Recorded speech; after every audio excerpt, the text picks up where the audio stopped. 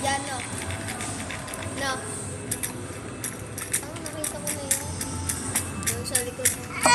Sa likod? Alam mo, mama niya ba? Sa baba. Doon sa Supermarket. Sa likod. Sa may Zumba. No?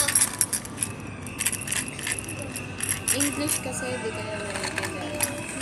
English eh. Kasi, nakita ko na ako na basketball. Hindi ko nga pinapansin.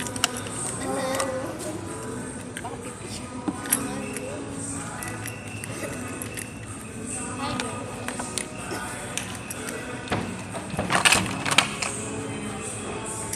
Yan.